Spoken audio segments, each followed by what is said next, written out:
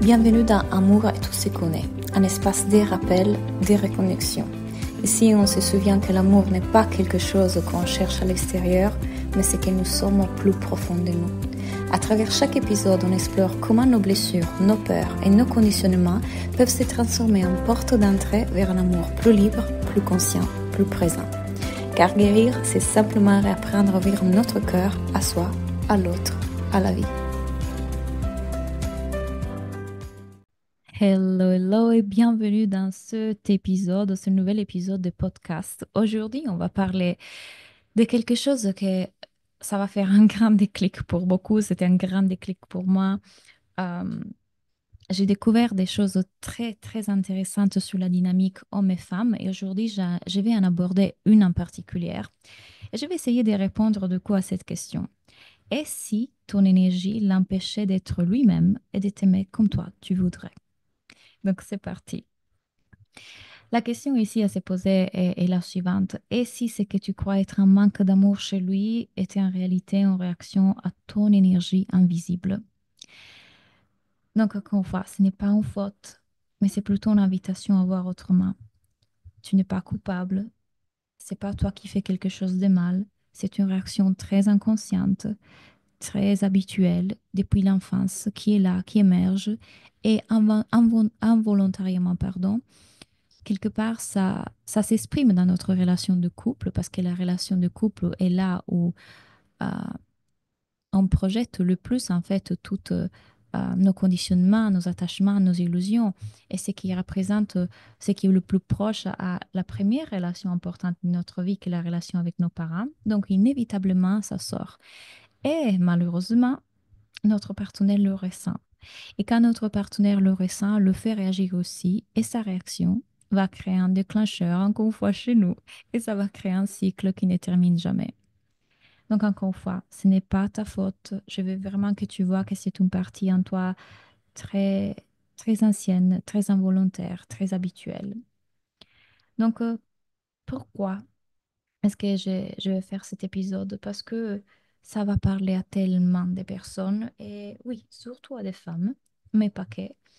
Et je le partage aussi parce que j'ai vécu ça. Et c'est quelque chose que j'ai traversé et quelque part, parfois, je traverse encore et je le traverse différemment par rapport à avant. Et j'espère que ce que je vais partager ici, ça va vous aider. Donc, brièvement, pour vous faire comprendre, j'ai, je suis en couple avec un homme extraordinaire, vous le savez, et cet homme aime à sa façon, aime en exprimant l'amour à travers sa façon d'exprimer de l'amour qui est peut-être très différente de celle qui est la mienne. Et, et parfois, en étant aussi dans le spectre de l'autisme, mon partenaire fait que la façon dont il exprime l'amour n'est pas reçue par mes parties inconscientes et par mes parties blessées. Donc, forcément, quand il ne me regarde pas dans les yeux ou quand il exprime moins ses émotions, quand il est moins expressif, moins communicatif, une alarme se réveille en moi. Et cette alarme peut aller de deux façons. Soit je ressens une insécurité profonde et du coup, euh, et ça c'est plutôt quand j'ai mes règles. Et du coup, vraiment, je ressens une insécurité et un besoin d'être rassurée très, très grand qui s'exprime à travers, voilà, toujours des demandes, parfois des critiques, parfois euh, voilà, des, comment dire, des phrases posées un peu comme ça. Ça, c'était surtout dans le passé, avant de faire ce travail que je vais vous partager aujourd'hui.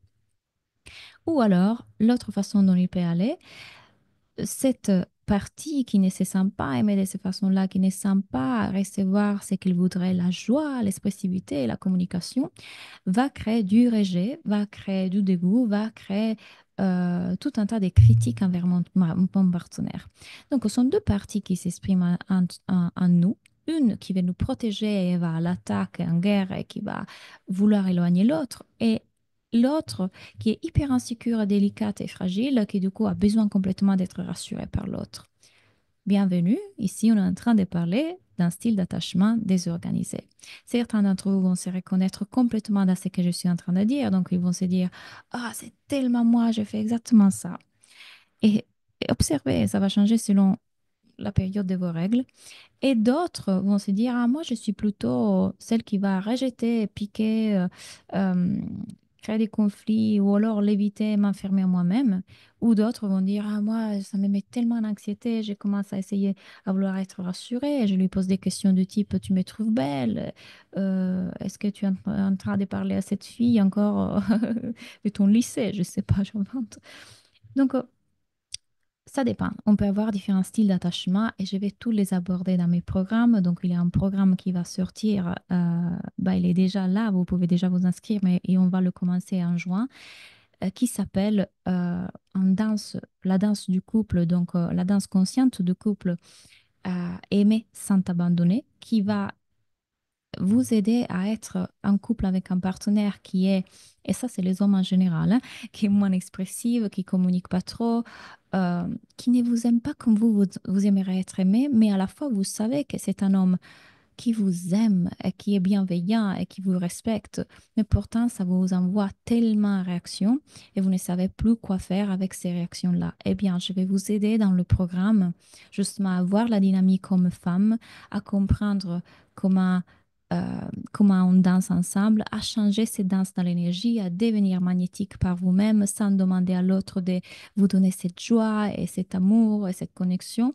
Et à la fois, quand on fait ça, l'énergie du couple change. Je vous parle de tout ça dans mon programme. Les informations sont ici en bas. Mais avançons avec l'épisode du jour.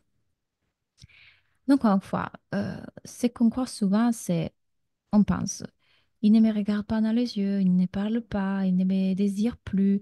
Et ça sont toutes des pensées qui sont là, qui parfois peuvent être conscientes et parfois plus inconscientes, cachées par cette partie protectrice qui dit, ah, il me dérange, il parle pas comme je veux, tu vois, il est ridicule comme il parle, mais pourquoi il est pas drôle?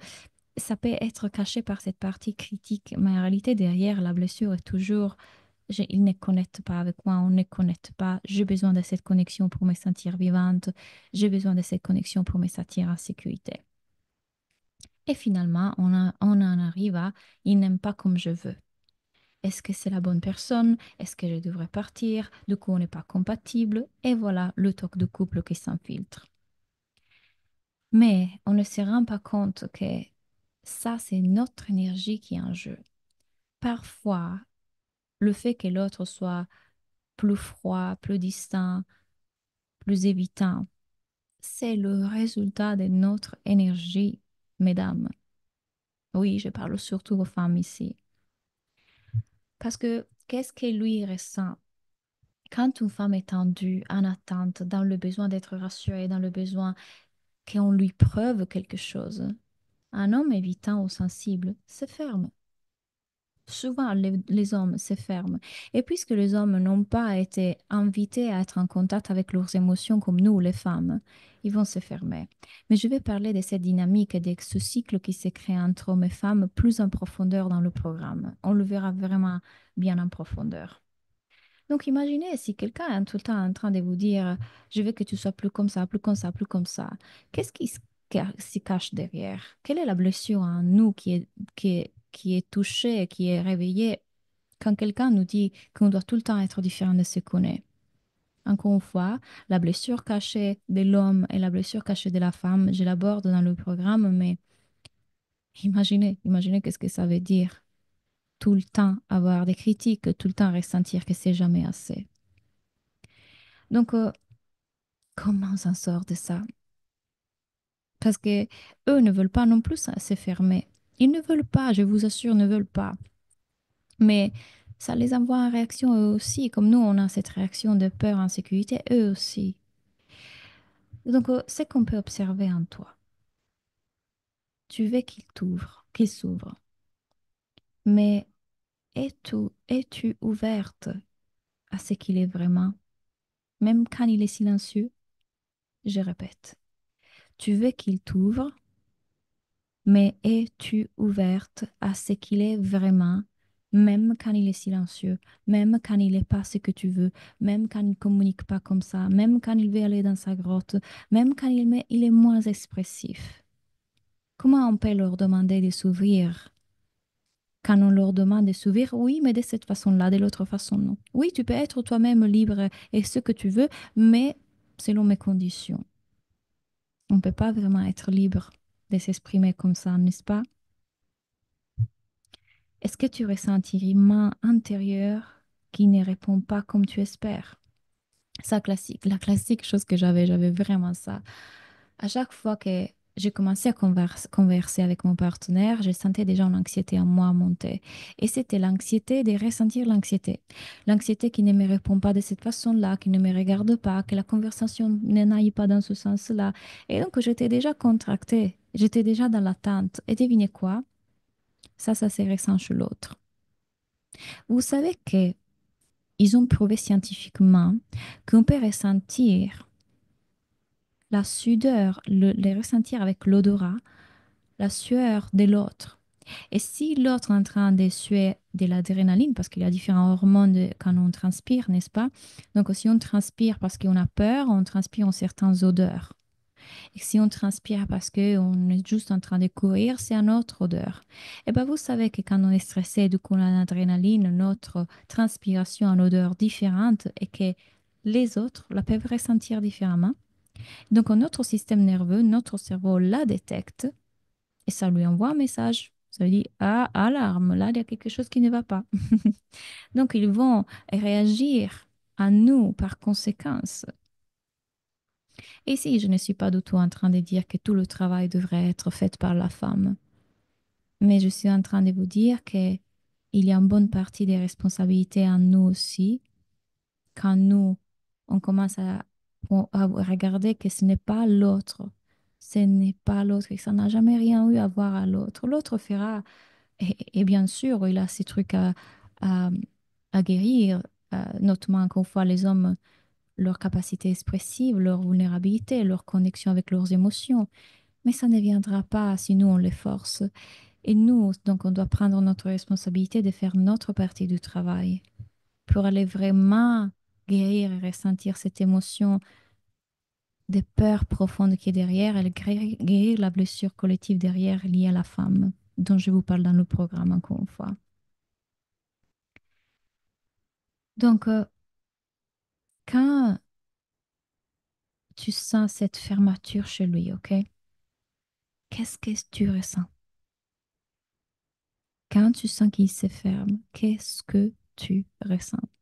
Et là, quand je pose cette question, ils vont s'ouvrir plein de portes parce qu'il va avoir la sensation dans le corps, l'émotion, le mot qu'on met sous l'émotion, et toutes les pensées autour qui disent, ah, je sens ça parce que ça, lui, il fait ça, moi ça. Et je veux que tu sors en seconde de la narrative, sors du pourquoi, du comment. Laisse tomber les pensées. Les pensées sont juste passagères. Allez écouter mes premiers épisodes. On n'est pas nos pensées, nos émotions. Et ils ne sont pas si précis. Ils vont vouloir te faire croire que c'est parce qu'il a dit ça, parce que ça. Mais l'émotion que tu ressens, crois-moi, a une racine et voilà, un pourquoi bien plus lointain dans ton enfance. Ça n'a rien à voir avec ton partenaire. Donc, laisse tomber un seconde la narrative et reste juste avec la sensation. Tu peux complètement la ressentir. Il n'y a rien à changer. Il n'y a rien à modifier. Il ne s'agit pas de modifier l'extérieur. L'extérieur se modifiera éventuellement et beaucoup plus facilement si tu fais ça. Est-ce que tu peux rester avec cette sensation sans chercher à la réparer, sans chercher à la changer, sans chercher à qu'elle s'en aille? Laisse qu'elle soit là dans ton corps, laisse que ça brûle. Je sais, c'est difficile, ça fait peur, c'est inconfortable, mais encore, ça c'est le mental qui l'a défini, ça c'est le mental qui veut dire c'est bien, c'est mal. C'est juste une sensation. Donc, dans le programme que j'ai préparé pour vous, je vais vous guider dans des exercices guidés à travers ça. Je vais vous expliquer comment laisser que l'émotion soit là sans s'identifier, sans se faire submerger. On va le faire pas à pas ensemble. Et je vais aussi vous aider à revenir à votre énergie, à ce magnétisme qui est déjà en vous et indépendant de la connexion qu'on peut avoir avec l'autre, indépendant de il doit me faire sentir en joie, on doit être fusionnel, on doit être connecté. Et si plus tu es magnétique dans ton énergie, plus ton partenaire sera aussi inspiré par ça. Et il deviendra lui aussi plus expressif, communicatif, parce que ça l'inspire. Et si tu cherches cette connexion avec ton partenaire, des fusions, parce qu'il y a une blessure derrière, pas parce que tu en as vraiment besoin, mais parce que une partie de toi croit qu'il y en a besoin. Et si cette communication et cette richesse d'échange n'était pas forcément à trouver dans ton partenaire, mais dans une sororité. Parce que nous, les femmes, quand on entre en contact avec nous, on peut créer vraiment cette énergie et on n'a pas besoin de la demander à nos partenaires qui sont des hommes et ils fonctionnent différemment, il faut le dire. Et le programme que j'ai créé, je l'ai créé aussi pour te donner la possibilité de trouver des sœurs. Donc, il y aura un groupe Facebook et mon intention, c'est que tu puisses venir aussi trouver des personnes qui te ressemblent, des personnes qui traversent ce que tu traverses aussi et peut-être faire des connaissances, des amitiés, pourquoi pas échanger. Euh, c'est en tout cas ce que j'espère pour toi. Encore une fois, toutes les informations pour rejoindre ce nouveau cours sont ici en bas. J'espère que cet épisode t'a donné des pistes, t'a aidé et j'espère de te voir dans le programme. Bye bye.